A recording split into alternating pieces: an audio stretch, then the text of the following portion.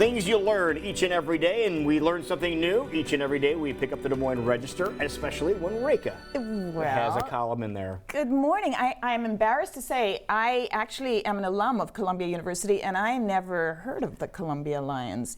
Are we talking about Columbia University in New York? That's what it was. Do they still exist? I'm sure they do. The Lions? Yeah. Good heavens. I guess that shows you how plugged in I was to sports. There you go. So a lot of things going on. Oh my gosh. So I gathered that there's some speculation around here in the studio that I would come in and completely reverse every position I've ever had about Donald Trump and now throw my full confidence behind the president. Well, it's just an idea. I'm so sorry to disappoint you, folks. That is not going to happen. Not today of all days. In fact, I think the headline of my column today says it all. Much is endangered when a businessman becomes president to prove his manhood. And the funny thing about this is, as this went to press yesterday, or as I had to file it by 3 o'clock, and shortly thereafter comes out this whole new apparent scandal about Trump trying to persuade James Comey, FBI director, who was recently fired, to back off the investigation of General Michael Flynn into tampering with Russia around the campaign time. So this is not looking good, folks. And my column today is actually about Trump's ego problems. He really seems to let his ego dictate everything and anything that he wants to do. It's all about proving himself and his manhood. So why did he release, and this is where I start the column today, he's under fire for releasing highly classified information to the Russian foreign minister and ambassador to the U.S. in a meeting last week on the heels of James Comey's firing, right? Mm-hmm. And what does Trump do? He goes and tells them that there is new highly classified intelligence that suggests an ISIS plot to infiltrate computers and so on in the United States.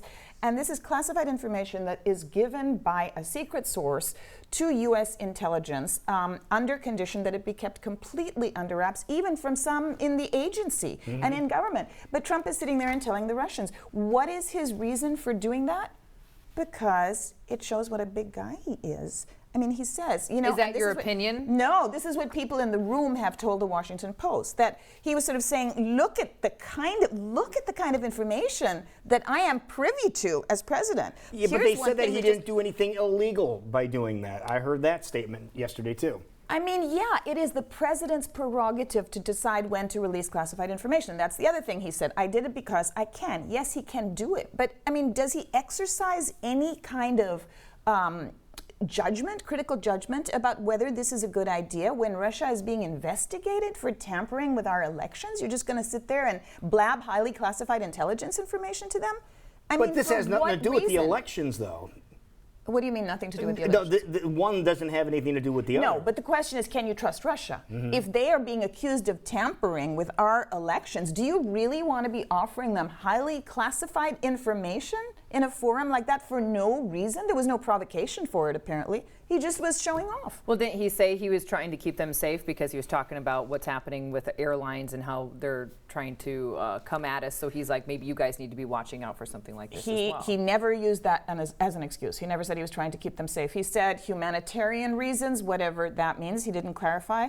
And then he said that he thought that they should step up their anti-terrorism activity. But with such vague information, I mean, that directive is supposed to come from the intelligence community. That's not supposed to, unless he's really thought it through. And the scary thing, Jackie, is it's quite likely that he just went into that meeting not even planning to do it. So he hadn't cleared it with anyone. It just kind of came out, which is the way things do with Donald Trump. And this is right after he's trying to reassure the nation. I mean, in that same week that he was not a target of Jim Comey's investigation into, in illegal or unauthorized dealings with the Russians. So what do you think is going to happen because of all this? You think anything's going to be made of this, or is this going to be like everything else, and it's just going to be put on the pile of this is what happened? So I think it could very well have been put in the pile with everything else that had happened, except for what broke later in the day yesterday, and that is that he actually told James Comey back in February to back off the Michael Flynn investigation. Now, and there is apparently a memo by Comey to that because effect. He was so upset. Because it could implicate him, because this was being done on his behest. Because, I think last week we talked about all roads lead back to Trump, and how much can he stand back and say, well, I had nothing to do with it, my hands are clean, even though the result was my getting elected. I mean, we know there's been plenty of evidence about his involvement with the Russians and his business ties with the Russians. So here, on the one hand, he's trying, this is what I say in the column, the irony is not lost on anyone but him. On the one hand, he's trying to say, I'm not that close with the Russians, I didn't feed them intelligence, and then on the other hand, he's feeding them intelligence in the very same week that he shouldn't be feeding them. So what's going to happen now? I mean, I think the biggest smoking gun now is the fact that he may have ordered Comey to back off investigating Michael Flynn on something that could come back to bite him. So is there going to be a special prosecutor appointed? I certainly hope so. It depends on Congress, though. It's a political call, and Congress is heavily controlled by Republicans in both houses, but there are some who are saying they would welcome an investigation. And John McCain, I have to say, he's emerging as a Republican hero in all of this, because he is saying this doesn't look good. We've seen this movie before, and with hints of Watergate and Nixon wiretaps and all of that. That's what it reminds me of. It does. No question about that. But has anybody seen the actual document, the Comey document yet, or are there just stories about the document being out there? That, they say, exists. It's not been released. Not been released? Putin says he's willing to give the transcript of the Lavrov-Trump conversation that happened that you're referencing this morning. So Putin's saying he's willing to show exactly what they were talking about, if that And to what end? I mean, to prove what? Well, if people are wondering what the conversation was, and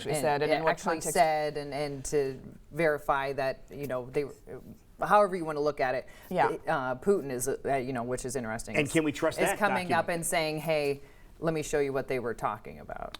I mean, then you put this all in the context of the veiled threats that the president was making against James Comey last week, that, things could be taped and he better be careful what he says to the press because, there could be Is he taping his conversations in the White House? Did he tape James Comey? Would that be standard protocol for a president to do? And why? What was he trying to do? Was he trying to get goods with which he could blackmail the FBI director? Is that what was happening there? After telling him to back off an investigation that could implicate him in election tampering with the Russians? I mean, come on.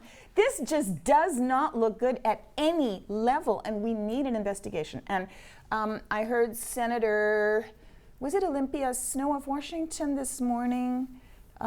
There's a female senator, I think it's Olympia Snowe of Washington this morning, saying that she thinks that there should be hearings in the Senate, and she's on the Senate Intelligence Committee, and she was saying that, there probably should be a special prosecutor. And I think there is going to be a growing call by the American public for a special prosecutor to look into this. And I have to say, this president will have no credibility until all of this stuff comes out and is put on the table. I don't understand. I really don't see how he can continue to govern.